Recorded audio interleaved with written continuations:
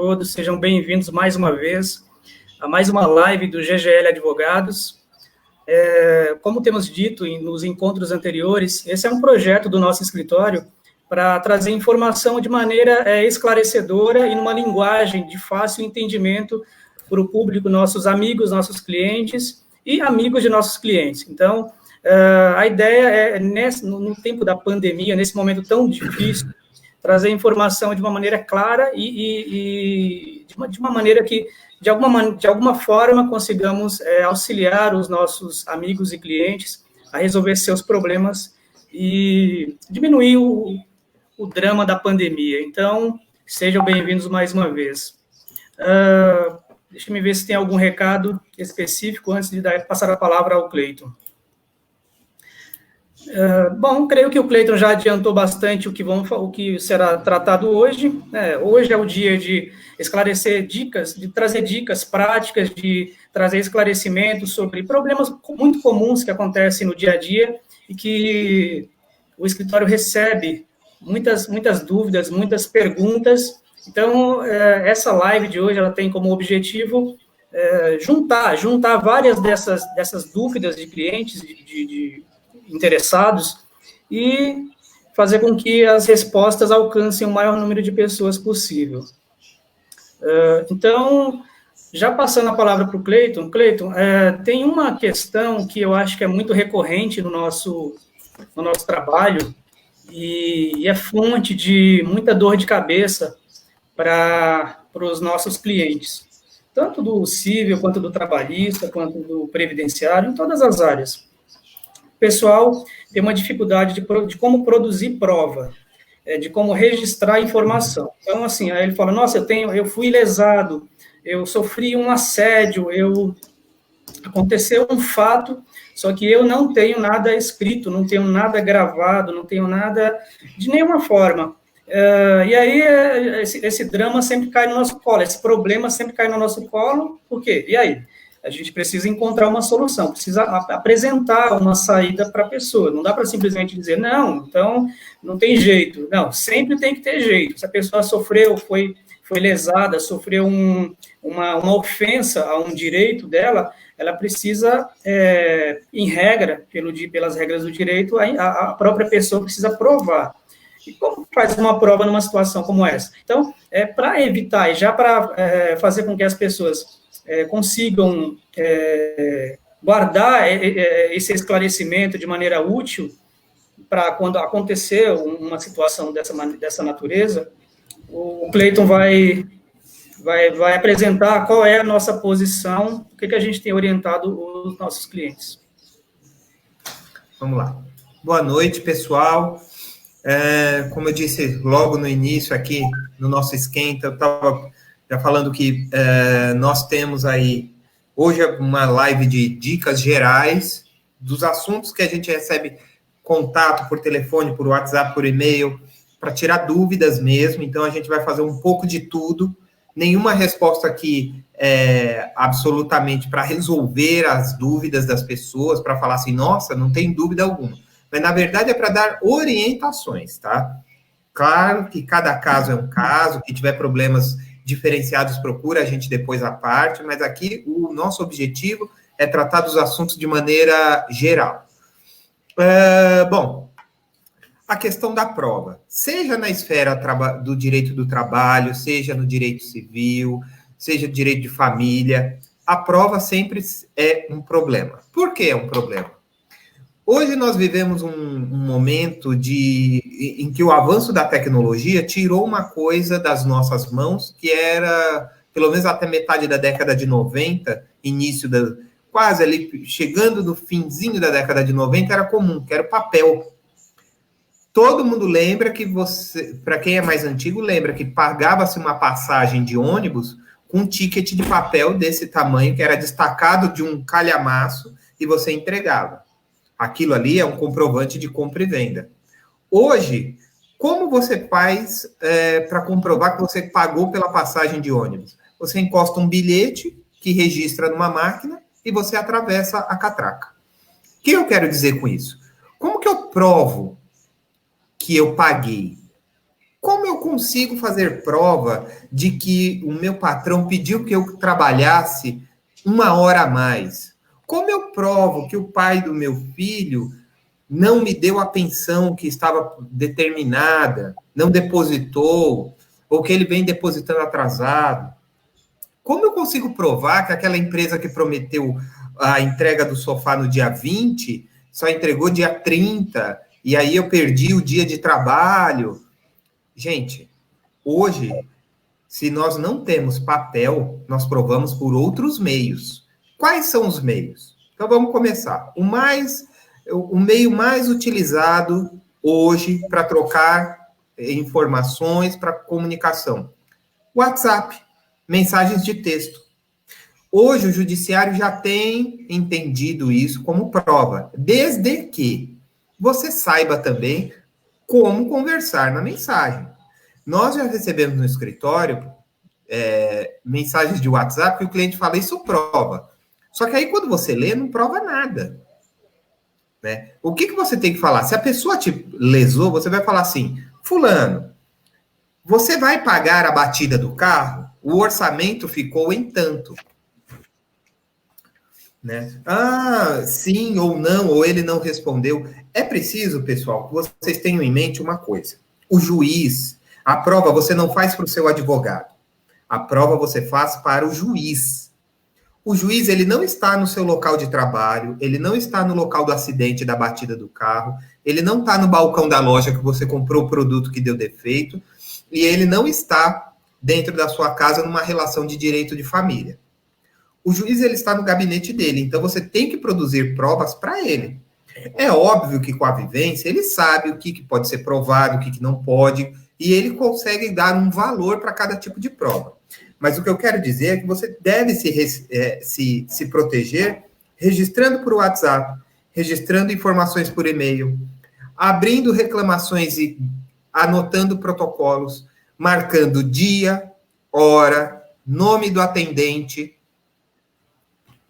É importantíssimo que, por exemplo, situações que envolvam dinheiro, você vai pagar uma grande soma de dinheiro, eu comprei um carro do meu vizinho, não vou fazer contrato de compra e venda, só vou assinar o documento de transferência. Gente, não pega todo o dinheiro na mão, porque aconteceu isso algumas semanas atrás, num atendimento que nós fizemos, a pessoa pegou 27 mil,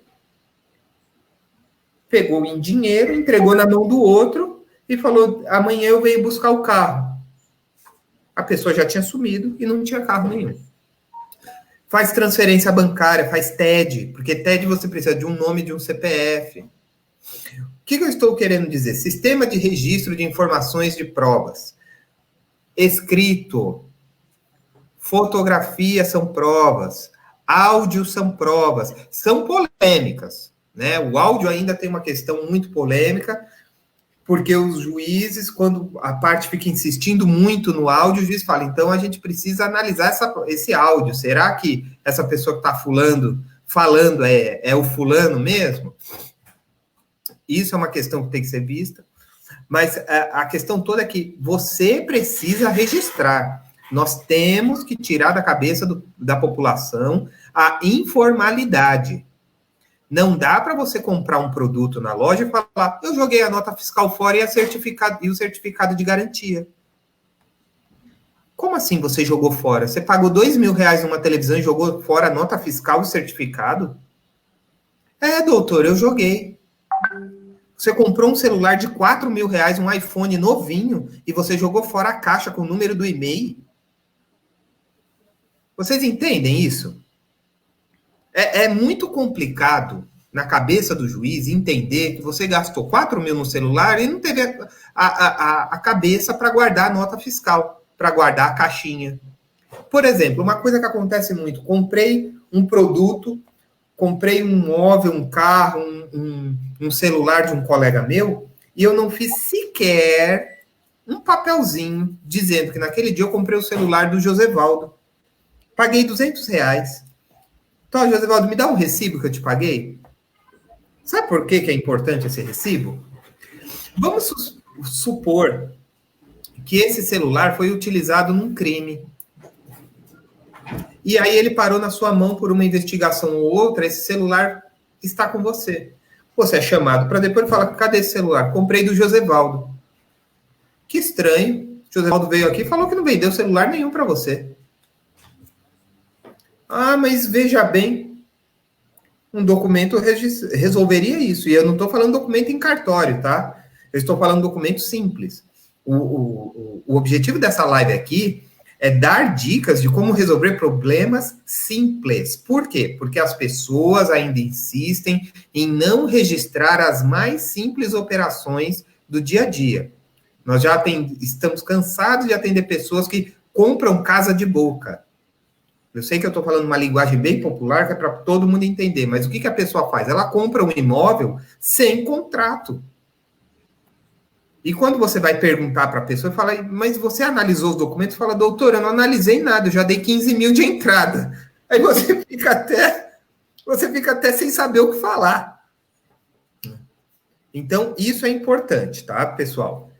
Registro, o que é prova? É tudo aquilo que você quer levar, que você precisa demonstrar para o juiz ou para terceiros de que aquilo existiu. Então, para eu provar que eu comprei um celular, uma televisão, um carro, eu tenho a nota fiscal. Eu tenho um contrato de compra e venda. Um imóvel, eu tenho um contrato de compra e venda. Tem que ser por escrito. Meu patrão mandou fazer hora extra, manda um WhatsApp para ele não vai prestar atenção. Você vai falar assim, Zé, você quer que eu trabalhe hoje até às 7 da noite? Ele vai responder sim, não, talvez, ou não vai responder. Mas isso já é indício. Isso já começa uma prova.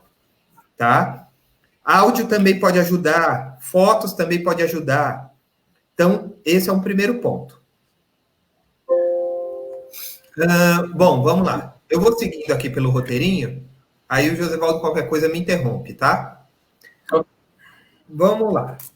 Outro ponto muito polêmico que a gente responde toda hora no escritório. Registro de atos em cartório.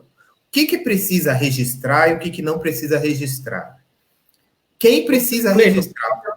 Só para ver uma parte, em relação à questão do próprio WhatsApp, as pessoas, como você bem colocou, não costumam documentar, registrar os problemas, as situações que servirão para uso num processo judicial, por exemplo. Esse registro do WhatsApp, para ser levado, para ser juntado em um processo, ele tem validade dessa forma crua como é feita, ou ele precisa de uma formalidade, precisa de um cartório para baixar o arquivo, para depois juntar num processo? É necessária essa burocracia? Não. Isso é uma lenda, tem gente que fala que tem que ir no cartório, fazer um documento chamado ata notarial e tudo mais. Se você quiser fazer isso, a ata notarial, um documento em cartório para comprovar que aquela informação que está escrito no WhatsApp, você mostrou para alguém, tudo bem. Só que nós já temos inúmeros casos no escritório, acompanhando aí a jurisprudência, outros processos no fórum de outros advogados, quase ninguém faz isso. A pessoa dá um print na tela, imprime aquilo ou salva em PDF e põe no processo. Nós já tivemos um caso explicando que a pessoa era estrangeira, ele não falava português e a gente conseguiu comprovar o vínculo de emprego da pessoa só com fotos de WhatsApp. Ele estava vestido com o uniforme da empresa, vários dias da semana ele estava com uma camisa diferente, então ele estava com o uniforme, mas uma camisa branca, uma camisa preta, uma camisa vermelha, uma camisa azul, então isso significa que vários dias ele trocava a camisa. Ele também estava na empresa, uma hora ele estava mexendo na chapa, outra hora ele estava mexendo com produtos alimentares, né? E com isso foi levado ao convencimento do juiz. Então é importante que as pessoas tenham em mente que não precisa de grandes formalidades para conversa de WhatsApp. Agora também, pessoal, por favor, ponham essas conversas, deixem essas conversas salvas. Muitos clientes chegam e falam assim, doutor, eu só tenho uma foto, porque meu WhatsApp quebrou e as conversas eu perdi. Aí não dá. Aí fica muito complicado para a gente trabalhar, porque eu não tenho como fazer um link com uma foto com toda a informação, com todos os problemas que você está me trazendo. Ô, Cleiton, só para direcionar o nosso evento, já que a proposta é falar de maneira tópica, né, apenas trazer algumas dicas de tópicos específicos sobre esclarecimento de direitos. Como você, nesse contexto da pandemia, as pessoas estão com dificuldade de realizar as atividades do dia a dia, de pleitear direitos, de ter acesso ao judiciário e tudo mais, por conta das suspensões, da quarentena, das restrições de acesso e do fechamento de órgãos, ou pelo menos dos trabalhos limitados, né? Então, nesse sentido, como você orienta as pessoas a resolverem os seus problemas com essas limitações? Dá para fazer as coisas, para fazer um divórcio, regular uma situação jurídica, sem precisar necessariamente ir a um fórum? Dá para fazer de outra maneira? O advogado é dispensável? Ou em que situações o advogado é dispensável ou não é dispensável? Que a pessoa pode procurar e fazer por conta própria, indo diretamente ao órgão? Então, vamos lá. Primeira coisa, eu acho que isso vai esclarecer bastante as dúvidas das pessoas. Tem muita gente que ainda não sabe, mas já é possível que seja feito divórcio e inventário em cartório de notas. É claro que em época de pandemia, a gente está evitando deslocamento, nós estamos evitando de ir em repartições públicas, os cartórios estão funcionando com horário restrito e mediante agendamento, alguns cartórios, então isso pode demorar um pouco mais, mas o que eu quero dizer é que se você consegue fazer um divórcio e um inventário em cartório, você já ganha tempo em relação ao judiciário. O fórum está funcionando? Está. Apenas para processos eletrônicos. O fórum não está aberto para atendimento ao público. Não adianta você chegar e falar, eu vim ver o meu processo. Não vai ter ninguém para te atender. Você não vai nem passar da porta. Nem você, nem ninguém, nem nós, né, advogados. Então, não tem como, só visualização dos processos pela internet. Dito isso, quais são as necessidades que as pessoas têm apresentado para nós e que nós estamos apresentando soluções? Vamos falar do divórcio. Eu posso fazer o divórcio? Eu quero me divorciar. O que eu preciso saber? A primeira coisa aqui, é consensual ou não é? O que é isso? A outra parte assina o divórcio ou vai ser briga, litígio? Não, vamos pensar que ele assine, que ela assine. Então vai ser amigável, né? Consensual, na verdade, amigável. O que a gente vai fazer? Marido, mulher, marido, enfim, as partes apresentam seus documentos, RG, CPF, certidão de casamento atualizada, juntam esses documentos. Aí tem que verificar se esse casal tinha bens. Se eles não tinham bens, passa para a próxima etapa, verificar se tinham filhos. Se eles não tinham filhos, eles podem fazer o divórcio em cartório. Preciso de advogado? Sim, precisa. Em cartório é obrigada a presença de um advogado, da sua confiança. Outra coisa que eu já quero esclarecer. Cartório não tem advogado. Não existe advogado do cartório. Quem tem advogado é você que vai contratá-lo. Ok? Então, fica com isso na cabeça. Você não vai chegar no cartório e falar assim, tem um advogado sentado ali, fala com ele. Não, não existe. Você vai ter que contratar um advogado para ele te assessorar nisso. Esse é um primeiro ponto.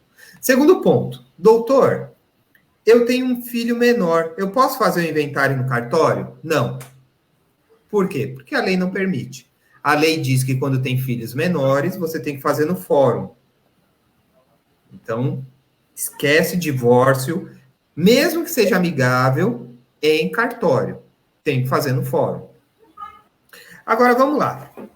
Eu tenho aqui uma situação que eu quero fazer o meu divórcio, eu tenho filhos menores, tenho bens, mas o fórum está fechado, eu não posso ir em audiência, o que eu faço? Primeira coisa, nem todo processo que tenha divórcio com filhos menores e com bens tem audiência. Se é uma coisa amigável, todo mundo assina os papéis, assina a procuração, assina a declaração de hipossuficiência, se for o caso, assina também a própria petição do divórcio e submete isso, manda isso para o juiz. O juiz analisa, o promotor de justiça analisa. Se tiver tudo ok, ele vai dar o de acordo no divórcio e acaba ali. Então, muitas vezes, quando é amigável, a grande maioria das vezes, não tem audiência. Basta que toda a situação do divórcio esteja resolvida ali. O que eu quero dizer com toda a situação? Eu quero dizer que o casal já se resolveu quanto à partilha dos bens, que o casal já se resolveu quanto à pensão dos filhos, que o casal já se resolveu sobre a guarda, quem vai ficar com as crianças, como que vai visitar essas crianças. Ok? Esse é um ponto. Então, resumidamente, divórcio, posso fazer hoje? Pode. Por quê? Porque o cartório está aberto e a justiça também está funcionando. Se eu não tenho filhos, eu e o meu companheiro, minha companheira, nós estamos de acordo com o divórcio, queremos fazer isso em cartório. Posso fazer? Pode. Tenho filhos menores, posso fazer em cartório? Não pode. Onde eu vou fazer? No fórum. Precisa de audiência? Nem sempre. A grande maioria das vezes, não. A única coisa que você precisa ter é documentação separada, a vontade de se divorciar, você vai ter que assinar o documento para o advogado levar ao fórum e aguardar aí a decisão do juiz. É rápido? Bom, rapidez depende muito do que você entende por ser rápido. Nós já tivemos um caso que eu acho absurdamente rápido, um divórcio que foi feito em 3 dias. Eu dei entrada na quarta, sexta-feira o juiz decidiu. E eu já tive um que demorou 30 dias, amigável. Voltou 30 dias. Não me parece um grande prazo, mas pode demorar mais ou menos. Não dá para dizer que se tem um prazo certo. Em cartório, como funciona? Recolhe todos os documentos, leva no cartório, o cartório agenda um dia, você volta outro dia, assina o divórcio, paga e sai dali divorciado. É mais rápido que o fórum? Na maioria das vezes é. Qual é a diferença? Que no cartório o pagamento é à vista e é razoavelmente mais caro do que o fórum. Então, você tem que considerar esse tipo de situação. Já pulando para o inventário. E inventário, doutor? Meu pai morreu, deixou uma casinha, eu e meu irmão. Como que eu faço? Posso fazer no fórum? Posso fazer em cartório? Pode fazer nos dois. Vou te explicar a diferença de um para o outro. No cartório, por que eu posso fazer em cartório? Porque eu tenho os documentos do falecido, eu tenho os meus documentos dos herdeiros, tenho os documentos dos bens que ele deixou. O que eu tenho que levar para o cartório? A matrícula, escritura atualizada, se tem carro, o documento do veículo, conta corrente, o saldo da conta no dia do óbito, apresenta isso no cartório, junto com seus documentos, junto com os documentos específicos para inventário, pesquisa de testamento, essas coisas, seu advogado vai saber te explicar melhor isso, junta essa documentação e entrega em cartório. Eles lavram um documento, eles fazem um documento dando as primeiras declarações e marcam um dia para assinar a escritura de inventário. Qual é a diferença? Aqui, no inventário, você tem, no inventário extrajudicial, ou seja, esse que é feito em cartório, você tem 180 dias da data da morte para concluir o inventário. O que eu quero dizer com isso? Se você demorar 6 meses e 1 dia para fazer o inventário em cartório, você vai pagar uma multa sobre o imposto. E essa multa pode ser de até 20%. Então, prestem atenção. Doutor, eu não vou conseguir fazer em cartório, a documentação está demorando, eu estou meio brigado com meu irmão. Como que eu faço? Via judicial. Em quanto tempo? Você tem 60 dias para comunicar o óbito judicialmente para fugir da multa. Então, o que você faz? Você vai juntar a documentação e vai dar entrada no processo de inventário. Ah, mas eu preciso resolver em 60 dias o inventário? Não, querido, não precisa. Você precisa comunicar o óbito para o juiz, juntando a documentação. Isso já vai interromper a cobrança da multa. Você tem que juntar os documentos de todo mundo. Se tem casa, o documento do imóvel. Se tem carro, o documento do carro. Se tem conta corrente, os saldos em conta corrente. É importantíssimo que as pessoas tenham em mente o seguinte: nós vamos morrer. Eu, você, todo mundo vai morrer. Então, gente, deixem durante a sua vida a documentação mais acertada possível, porque alguns documentos não permitem que o inventário acabe. Por exemplo, se o morto tiver dívida na Receita Federal e não sair a certidão negativa de débitos, o inventário não acaba. Os herdeiros vão ter que dar um jeito de regularizar isso para poder terminar o inventário. Ou seja, vai ter que pagar imposto. O morto vai pagar imposto. Doutor, inventário tem imposto? Tem. O imposto causa mortes. Aqui no estado de São Paulo, por enquanto, 4%. Mas existe um projeto de lei que pode ser até de 8%. Portanto, corram com seus inventários quem está para entrar com a ação de inventário aí, tá? Bom, acho que resumidamente, nesses dois procedimentos é isso. Não dá para ficar explicando muito, porque cabe uma live para cada um deles. Mas eu acho que, no resumo, é isso. Pode fazer divórcio em cartório, pode fazer inventário em cartório. A justiça está funcionando, sim, online. Então, não adianta você ir até o fórum. A Defensoria Pública só está atendendo casos urgentes também. É bom deixar isso claro para o público. Então, se você tem urgência, corra num advogado da sua confiança. Ok? Cleiton, uma questão muito corriqueira que acontece desde sempre, e a internet, ela é um mar de como eu posso dizer, de modelos. Tem modelo para tudo. Você pode encontrar, eu quero facilitar a minha vida, eu não quero contratar advogado, então eu quero fazer economizar. Então, eu vou evitar contratar advogado para cumprir uma necessidade que eu tenho, fazer um contrato, comprar um carro, comprar alguma coisa, vender para alguém, enfim, estabelecer uma relação jurídica com outra pessoa, de qualquer natureza. E aí a pessoa fala, bom, é melhor contratar advogado, é melhor eu encontrar um modelinho na internet que vai me ajudar. E acaba realmente, muitas vezes, se valendo de modelo de internet. Então, o que você aconselha o público sobre isso? Vale a pena as pessoas usarem essa economia, vale a pena de você deixar de lado o certo, o seguro, por um atalho, por uma facilidade, uma suposta facilidade? Bom, todo dia nós respondemos essa pergunta. Eu tenho que pagar um advogado para analisar um contrato para mim? Eu sou advogado, vivo disso, e a resposta é sim. Mas não porque você tem que pagar advogado. Sim, porque a sua segurança está em primeiro lugar.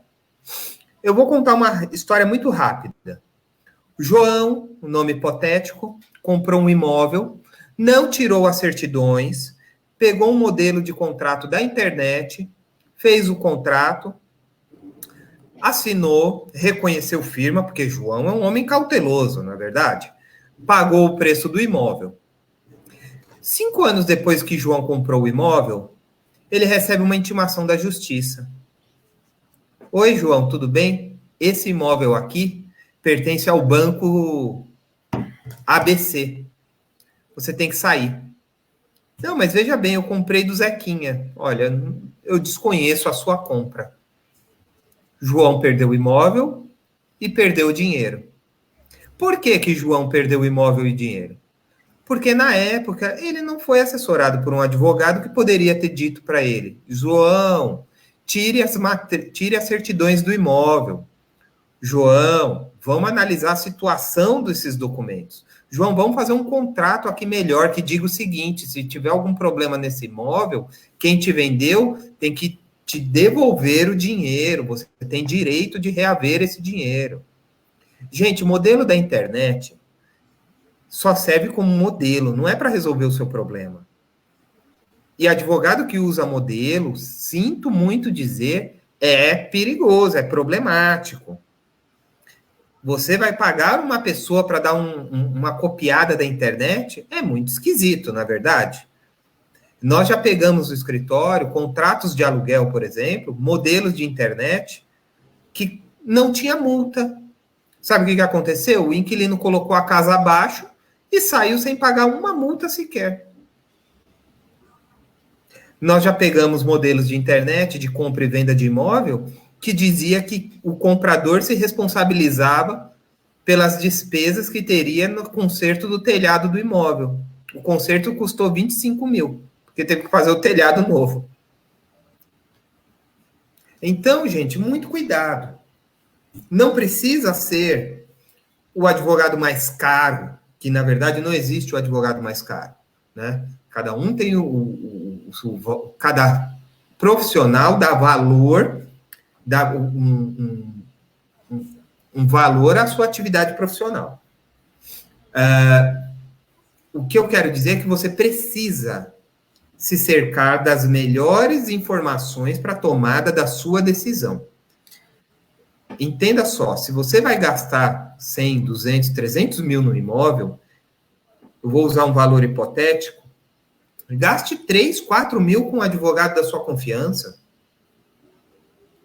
Por 300 mil, por 3 mil, você pode colocar uma venda de 300 mil abaixo.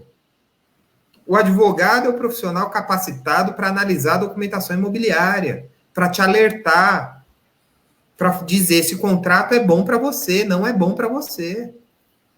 Agora existe uma moda, infelizmente, de alguns sites, eles até vendem os contratos pré-formatados. Você vai colocando o nome, os dados, e aí sai um contrato feito.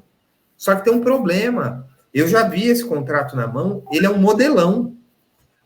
E aí, na hora que você precisar resolver o problema, o juiz ele não vai querer saber de modelo. Né? Então, isso é importante.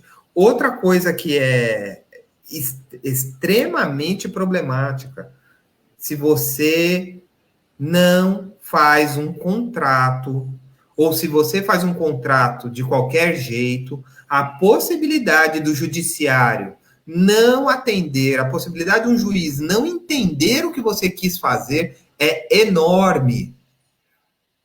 Ok? Vou repetir. Se você faz um contrato ruim, a possibilidade do juiz não entender o seu direito e você, de repente, perder a causa é muito grande. Porque você faz um documento que muitas vezes não tem valor. A gente já pegou uma vez um contrato no escritório que morto vendia o imóvel. Morto não vende nada. O contrato estava no nome do morto, tudo em nome do morto, e quem assinou foi a viúva. E a outra parte, muito inteligente, ainda pagou. E aí, o que eu faço? A mulher sumiu com o dinheiro, o morto vendeu o imóvel, e o nosso cliente, coitado, perguntou: o que eu faço, doutor? A gente teve que fazer uma ginástica para achar uma solução jurídica, ainda bem que encaminhou. Mas o que eu quero dizer, não se fiem nesse tipo de situação. É uma coisa séria. Aqui no Brasil a gente tem um problema da informalidade, porque a gente sempre acha que não vai dar problema, compra imóvel sem papel, compra as coisas sem registro, depois na hora de regularizar, não dá para fazer. E aí, doutor, o que eu faço? Aí que aparece a gente para tentar ajudar vocês a resolver o problema. Então, contrato de papelaria, contrato de internet, serve para quê? Serve de modelo, só para bater o olho ali e falar, é mais ou menos isso. Mas você precisa contratar um profissional da sua confiança, com valor de serviço que ele estipular, é entre você e ele vai fazer, com certeza, com todo o rigor profissional, te pedir documentos, falar quais são os documentos necessários, te explicar o porquê que aqueles documentos são necessários e você tomar uma decisão. Lembrem, é muito difícil juntar dinheiro no Brasil. Aí você junta 100 mil reais, compra o imóvel de qualquer jeito, perde esse dinheiro e você nunca mais se reergue na vida. Pode acontecer isso às vezes porque você não quis pagar 1.000, 2.000, 3.000 reais para um profissional analisar. Pensem nisso antes de tomar uma decisão. Cleiton, vou submeter um outro assunto para os seus comentários, mas antes disso, quero cumprimentar o pessoal que chegou após o início da live e que ainda está chegando. Obrigado pela presença, pessoal. Sejam bem-vindos. Responda nos comentários se esse assunto, se essa temática de hoje está sendo útil para vocês, se isso faz sentido, porque para a gente é muito importante saber se os temas trazidos nas lives têm alguma relevância. A ideia é a gente trazer assunto que tem alguma importância para a vida das pessoas. Então, é importante que vocês deixem um comentário, deixem a opinião, façam sugestão de temas para próximos encontros. Isso a gente sempre repete ao final, mas é sempre bom reforçar para que as pessoas fiquem à vontade para sugerir. Pois bem, Cleiton, na semana passada, um cliente nos procurou, e isso não é exceção. Aliás, alguém no Brasil, quem no Brasil não tem uma dívida bancária, né? Sobretudo nesse momento de pandemia. É uma situação muito, parece cômico, mas é trágico, né? A situação do brasileiro é muito complicada. E o cliente nos procurou porque ele estava precisando fazer um empréstimo bancário, veja bem. Então, ele procurou uma financeira. Claro, não procurou uma financeira específica, ele jogou lá no Google, quer fazer empréstimo. E aí o Google sugeriu uma série de financeiras legalizadas, não legalizadas, de agiotas, enfim, uma série de empresas e pessoas a oferecerem recursos.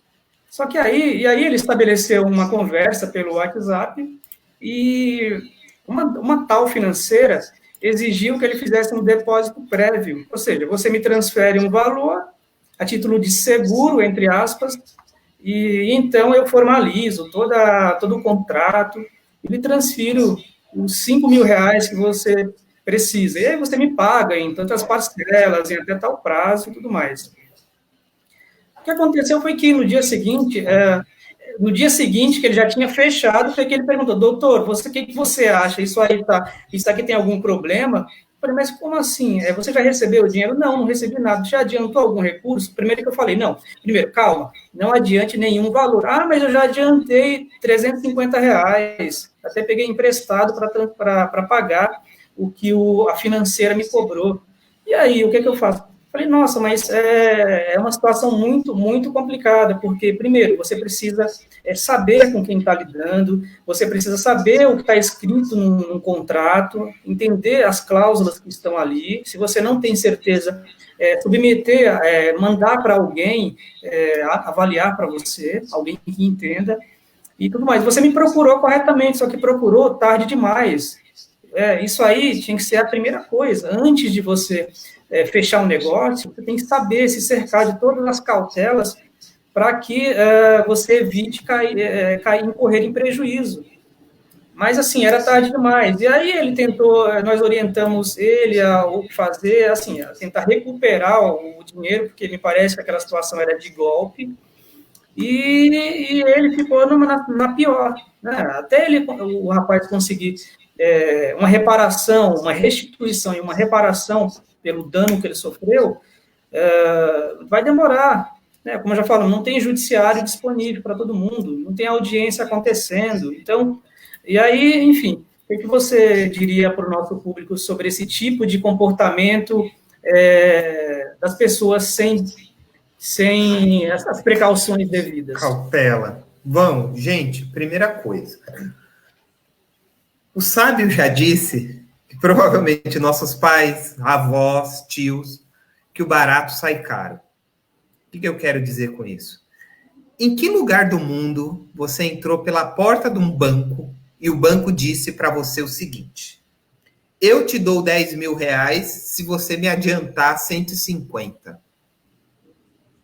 Se você entrou em qualquer desses grandes bancos que existem aí e aconteceu isso, Escreve aqui nos comentários para a gente, para eu tirar um print e guardar, porque isso é histórico.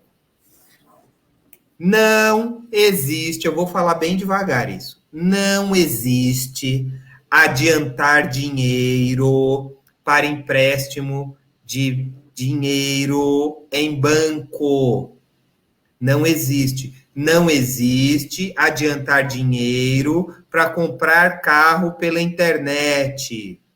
Não existe adiantar dinheiro para receber premiação. Gente, isso é golpe. Isso é golpe. Não existe a Receita Federal mandar e-mail com boleto do imposto para você pagar porque você foi pego na malha fina. Por favor, pessoal, a gente está em 2020, vocês conversam pelo WhatsApp, vocês trocam fotos, vocês mandam áudio, vocês fazem lives, participam das nossas lives, então você é bem instruído, você é bem informado. E você sabe que isso é picaretagem.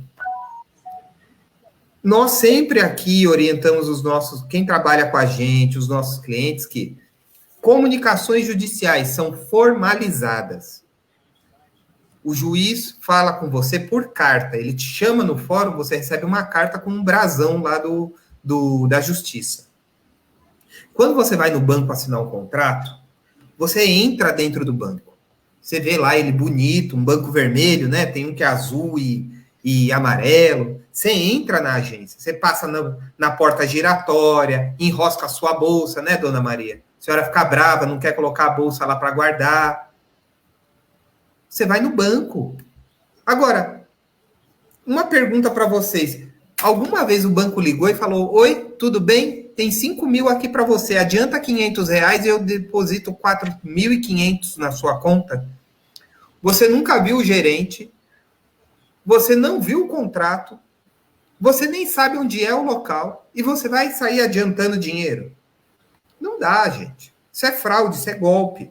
A mesma coisa, a gente está cansado de ver fraudes com boletos falsos. Olhem os dados dos boletos. Lá tem um campo no boleto que está escrito assim, sacado.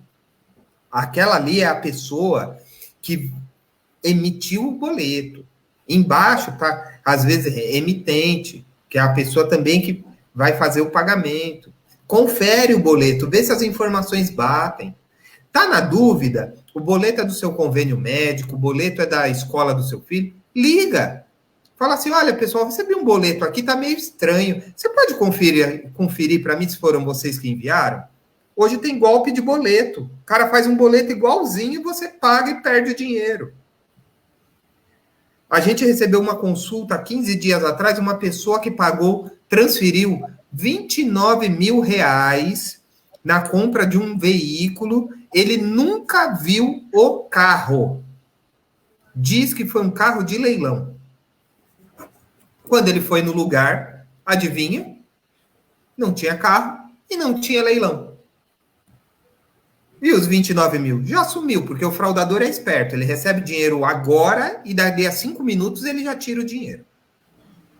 Então, antes de tomar qualquer grande decisão da sua vida, e isso eu não estou falando para te atrapalhar, eu estou falando para te proteger, procure orientação profissional. Se você não entende de direito imobiliário, se você não entende de direito, procura alguém que entenda, fala, doutor, quero comprar um imóvel, vê esse contrato para mim, quanto o senhor vai cobrar?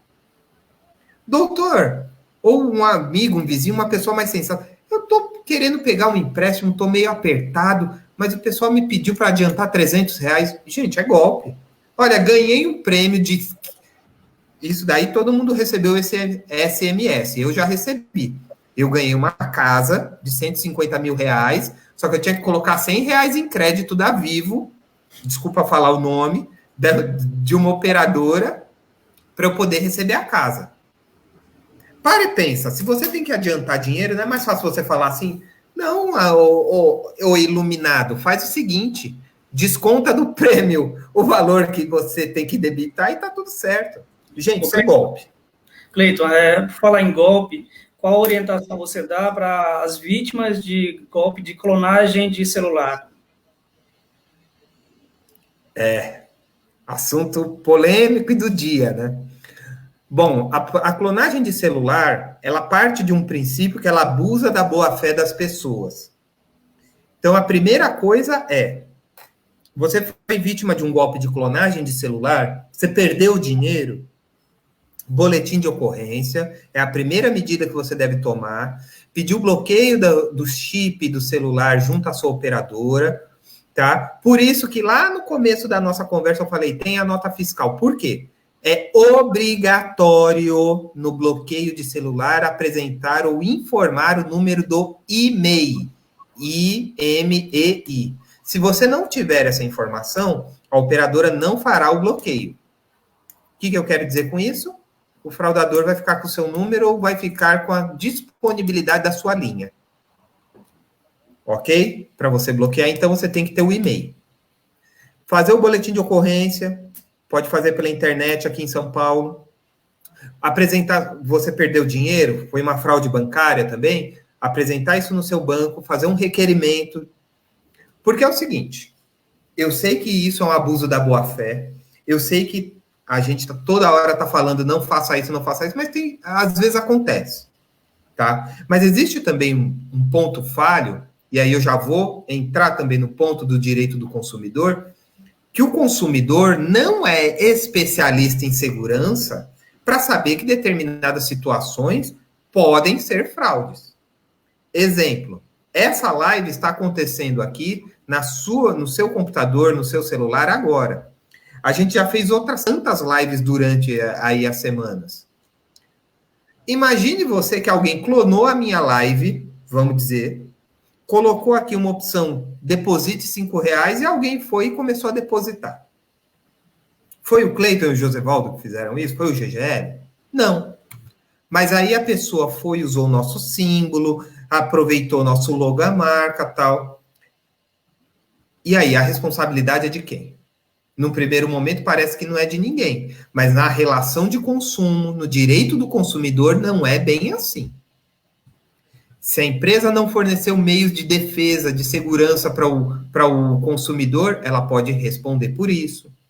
Se a empresa não tem um bloqueio para esse tipo de fraude ou tentativa de bloqueio, ela pode responder por isso. Vou dar um exemplo. Quem nunca ouviu a história que alguém teve um cartão de crédito clonado e teve uma compra, por exemplo, num caixa eletrônico ou num posto de gasolina de R$1.000? Eu te pergunto, quantas vezes você já comprou R$1.000 num posto de gasolina? É padrão do seu consumo? O teu banco não sabe quando você está gastando? Será que o sistema de segurança mais calibrado do banco não poderia ter bloqueado essa operação e falado, peraí, o Josevaldo, no máximo, quando ele gasta num posto de gasolina R$100, quando passou 1.000 aqui? Bloqueia o cartão dele, liga para ele, vê se foi ele mesmo. Então, são mecanismos de defesa. Senha. Ah, mas geralmente dizem, as instituições financeiras dizem, mas a operação é mediante senha. Toda operação é mediante senha? Há pouquíssimo tempo atrás, na cidade de Araraquara, fizeram um caixa eletrônico falso da Caixa Econômica Federal, inteirinho falso, inteiro. Depois que ele deu mais de R$50 mil em golpe nas pessoas, é que perceberam que ele era um caixa eletrônico falso. Nem o dono do mercadinho onde instalaram o caixa sabia que era falso. Para você ver a sofisticação de alguns crimes. Então, tem que ficar esperto, tá? Fazer boletim de ocorrência, registrar a reclamação no primeiro momento. No primeiro momento, olha, aconteceu agora. 5 minutos depois eu percebi a fraude. Pega o telefone e liga na hora. Faz o boletim de ocorrência. Reclame. Se você vai receber seu dinheiro de volta ou não, são outros 500.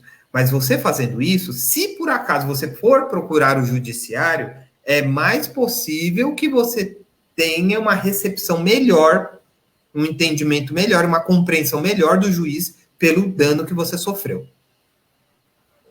Certo. Cleiton.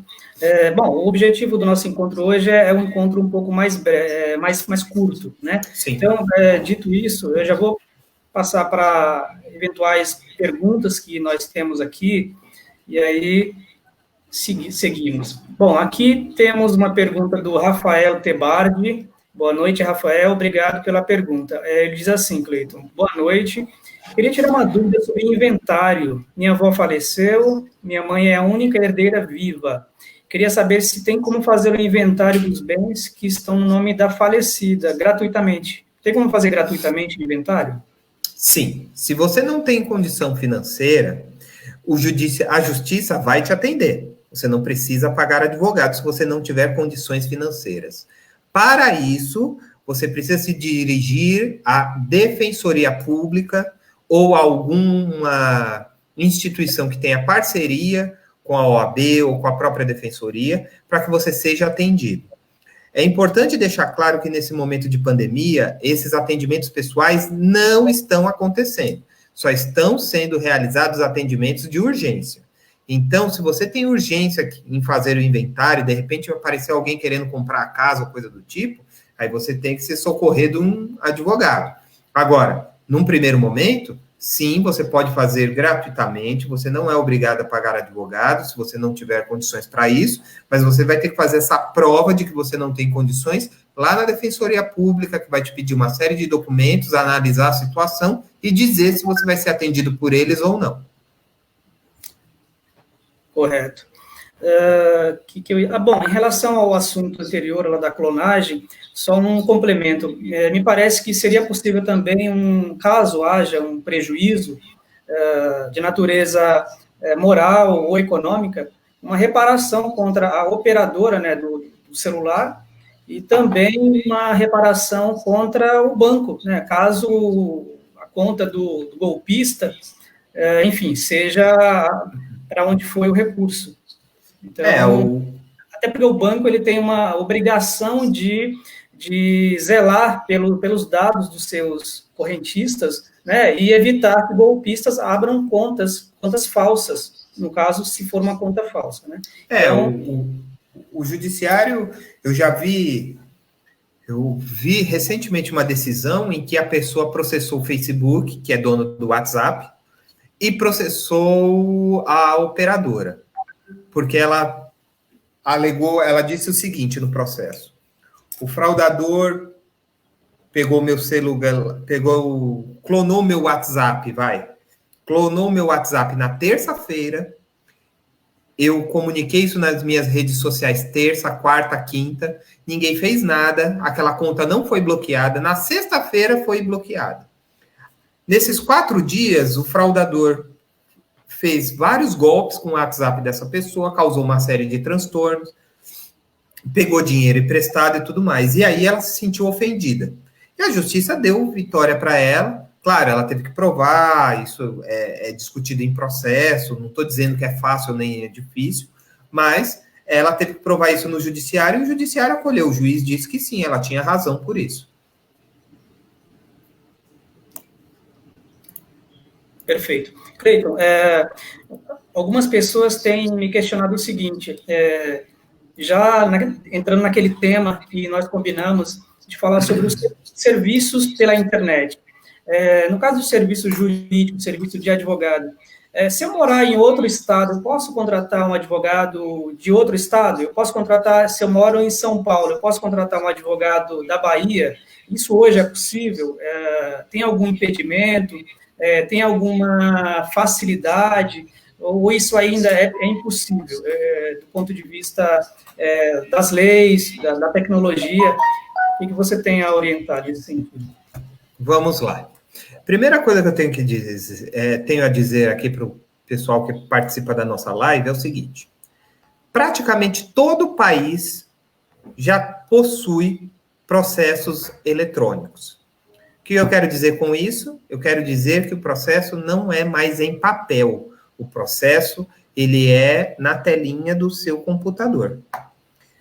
Ou seja, eu não preciso mais estar na frente do advogado entregando um calhamaço de documentos, nem na frente do juiz toda hora entregando documentos, protocolando, tendo carimbo. Isso vai acabar, já está acabando. No estado de São Paulo não existe mais, já há um bom tempo. Em outros estados também já não existe mais. Hoje é exceção processo em papel. Então, os processos são eletrônicos. Sendo o processo eletrônico, você pode contratar o advogado para defendê-lo em qualquer lugar do país. Nós, aqui do GGL, temos clientes na Bahia, temos clientes em Pernambuco, temos clientes no Pará, temos clientes no Paraná, temos clientes em Goiás e temos clientes, salvo engano, Sergipe. Tem no interior de São Paulo muitos e temos no Rio Grande do Norte. Então, não existe nenhum tipo de problema, tá? Não existe nenhum tipo de problema. O que você tem que ter em mãos é uma facilidade para encaminhar os documentos para o seu advogado, que não precisa ser documento em papel. Se você tirar uma foto com o celular bonitinha, ele pode utilizar aquilo no processo. Se você tiver um scanner na sua casa, de repente você tem uma impressora boa aí, você fala, não, eu tenho facilidade com isso, eu escaneio. Você escaneia e manda para ele. Não existe hoje mais fronteiras para o processo. Você não precisa ter um advogado lá na cidadezinha de Januária, em Minas Gerais, para resolver o seu problema. Não. Você faz tudo por aqui. Vai precisar de advogado? Sim. Para audiência ainda precisa. Se tiver alguma coisa física, ainda vai precisar. Agora, de resto, não existe essa necessidade. Inclusive, quero deixar claro para os nossos colegas, para os nossos clientes, para as pessoas que estão assistindo a live, que nós também, nesse momento de pandemia, estamos trabalhando na modalidade online. Nós temos recebido ótimas informações dos clientes, que até muitos estão gostando de receber o atendimento online. Porque pensa comigo, pessoal, você não pode pegar ônibus, senão você pode se contaminar com coronavírus. Você não pode pegar metrô. Você precisa resolver um problema no seu advogado, precisa falar comigo. Você vai atravessar a cidade correndo o risco de pegar a doença? Pega o seu celular, abre o WhatsApp, clica em videochamada, marca o horário comigo, eu vou abrir a videochamada, você vai olhar para a minha cara. É uma live no meu celular. Você fala o seu problema, eu te ouço, respondo, te oriento, e a documentação, ou eu mando por e-mail, ou eu posso mandar por WhatsApp, ou por um motoboy. Você assina, me devolve.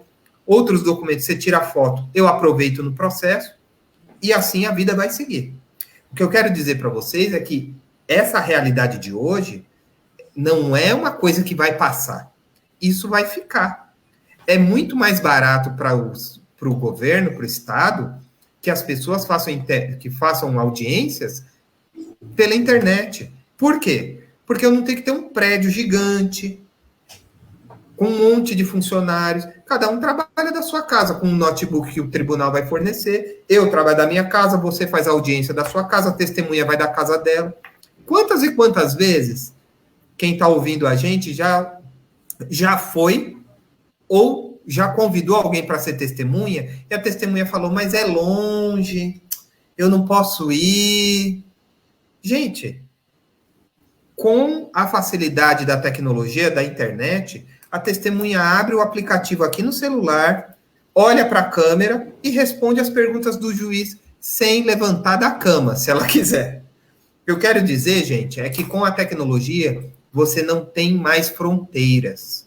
O seu advogado é o seu advogado de confiança em qualquer dos 8.500.000 quilômetros quadrados do país. Se você do Amapá que está me assistindo agora quer me contratar, você vai me ligar, você vai me mandar um WhatsApp. Já você aqui, meu vizinho de bairro, você também pode me ligar e falar comigo. Todo mundo fala com todo mundo, conversa com todo mundo e é atendido com todo mundo pela internet, usando tecnologia. Cleiton, a propósito, uma palavra aos nossos clientes. De repente tem algum cliente nosso acompanhando a live.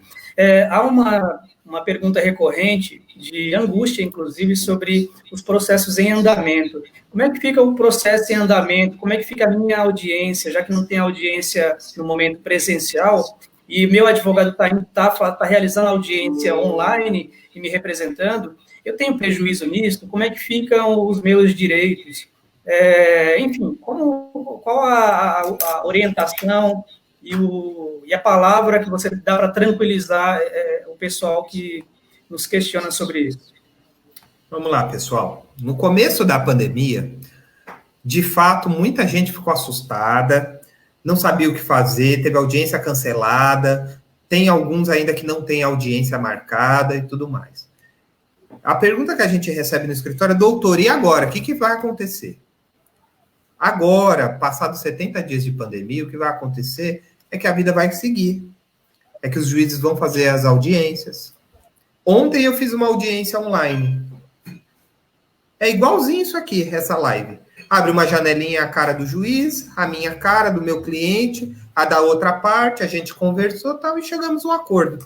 O juiz põe tudo na ata e aquilo está valendo. Josevaldo fez uma audiência hoje, o doutor Eric, que também trabalha conosco, fez audiência na terça-feira. O que eu quero dizer, pessoal, é que a vida vai continuar. O seu processo, ele está andando. Se ele está andando rápido ou devagar, são outros 500. Você sabe que o nosso país tem 100 milhões de processos, né, meus queridos? Então, você não ache que o seu processo vai andar rápido e 99.999 vão andar devagar. Tem processo que anda rápido, tem processo que anda devagar.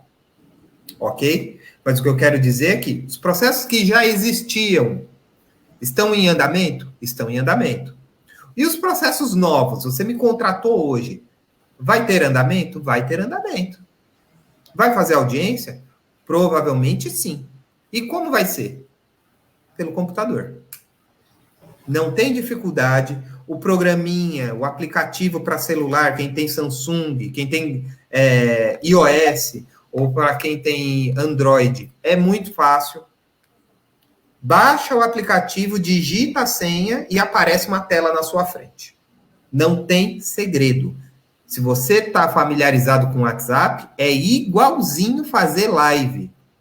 Se você faz vídeo para o seu filho, aí você grava vídeo e manda no WhatsApp, é a mesma coisa. Se você faz TikTok, é a mesma coisa. Sabe? Quem mexe com o Instagram é a mesma coisa. Não tem dificuldade. O que vocês precisam colocar na cabeça, nossos clientes, é que os seus processos estão em andamento, processos novos estão em andamento, processos um pouco mais antigos, teve audiência, cancelou, tem um pouquinho de paciência, já volta o andamento, o juiz vai marcar audiência, vai complementar a audiência, vai terminar o processo.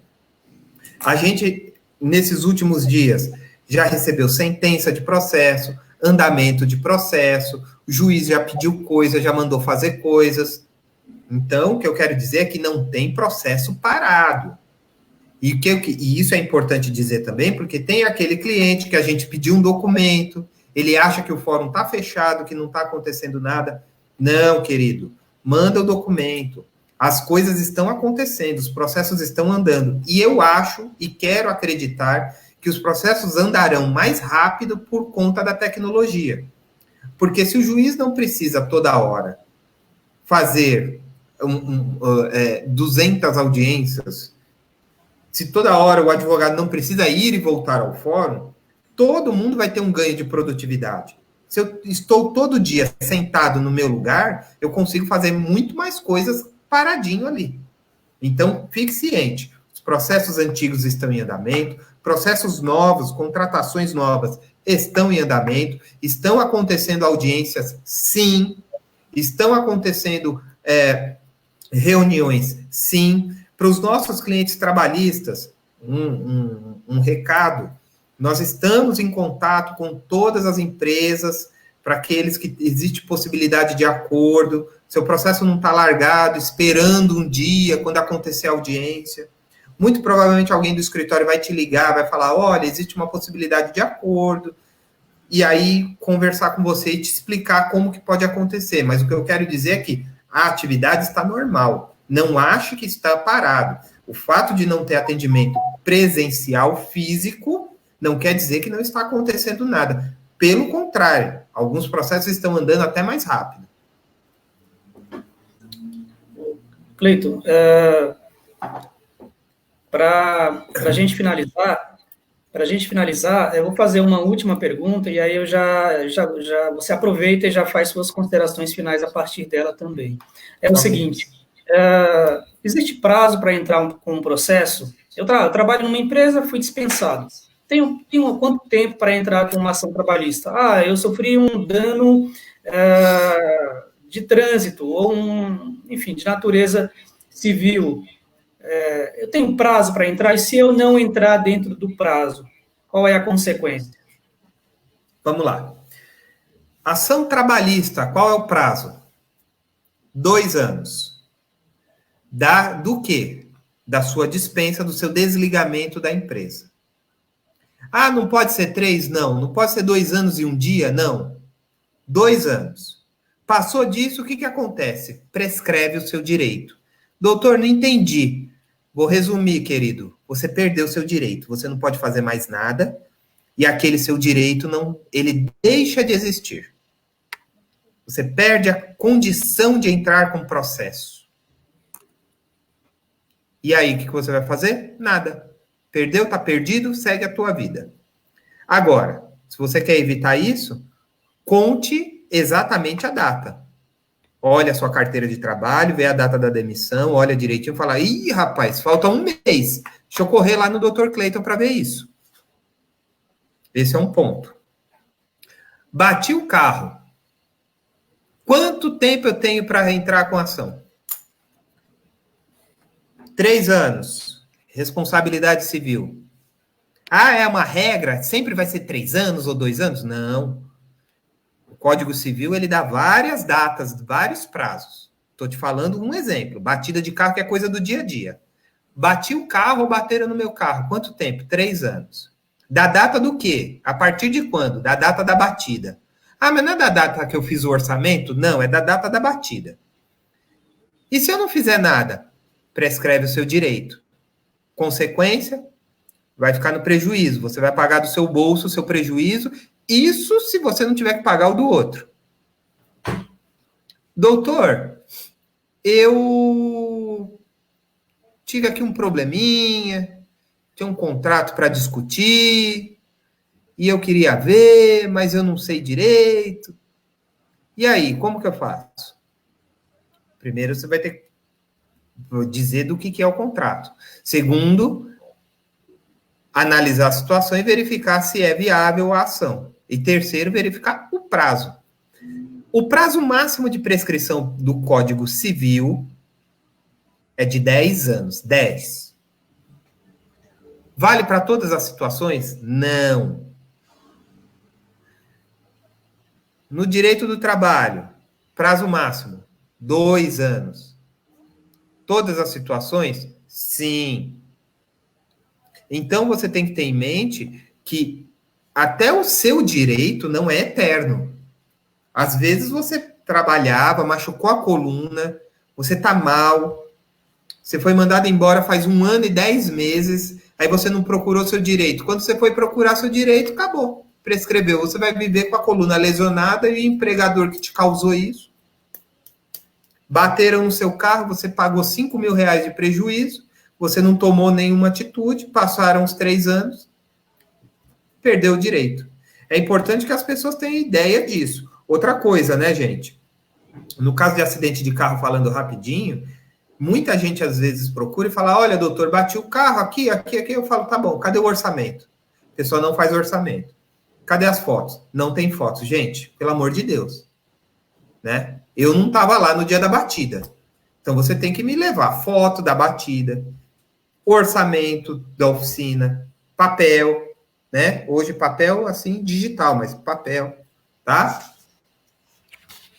Eventualmente, até um vídeo, porque não tem condição. Você falar que bateram no seu carro e aparecer com o carro consertado, eu vou falar, ótimo, não estou vendo nada aqui. Claro que tem como provar, existe uma série de situações, só que entendam a dificuldade. Se ponham no lugar do juiz. Se o juiz não estava na esquina da batida, como que ele sabe que bateu? É isso. José? Ok. Bom, então, pessoal, fechamos a live por aqui. Agradecemos a presença de todos. Queremos pedir que deixem os seus comentários, crítica, sugestão, opinião, façam sugestão de assuntos para, como já colocamos antes, para próximas lives, assuntos de seus interesses, assuntos que vocês acham que são relevantes, que são interessantes para para conhecimento geral. Ressaltamos que temos lives às terças e quintas-feiras. Já adianto que as lives da próxima semana serão as seguintes. Na terça-feira falaremos sobre rescisão indireta do contrato de trabalho. Então, temos recebido muita dúvida dos nossos amigos de clientes e clientes, querendo saber como fazer, em que situação que é possível rescindir, ou seja, quebrar o contrato de trabalho. Em que situação que o trabalhador pode romper o contrato e ainda assim receber todos os seus direitos. Isso é muito comum. Pode parecer contraditório no momento difícil de desemprego, mas muitas vezes o trabalhador ele não tem interesse de continuar e mesmo assim ele gostaria de sair e ainda assim receber direitos. E existem saídas lícitas, saídas legais. Não é malandragem, não. Existem saídas, sim, que a própria lei garante. Então, terça-feira, teremos um papo sobre isso. Na quinta-feira, falaremos sobre assédio moral no trabalho. Assédio moral no trabalho, e traremos uma psicóloga para trazer a visão comportamental do assunto. Então, falaremos dos aspectos jurídicos e de aspectos comportamentais sobre esse fenômeno do assédio moral no ambiente de trabalho. Então, nos acompanhem, participem, estejam presentes, tragam suas dúvidas, suas sugestões. Como eu já falei, indiquem, tem outras pautas, outros assuntos para as próximas lives. Curtam, compartilhem, busquem conhecer o nosso trabalho, indiquem aos amigos. Quero destacar também, de novo, que temos um novo site no ar, o ggladvogados.com.br. Então, acessem, conheçam e façam sugestões. Por fim, pessoal, bom, creio que era isso. Não tenho mais nada de nenhum recado para dar. Quero agradecer mais uma vez e dizer que nos encontraremos na próxima semana. Muito obrigado a todos e uma boa noite. Boa noite.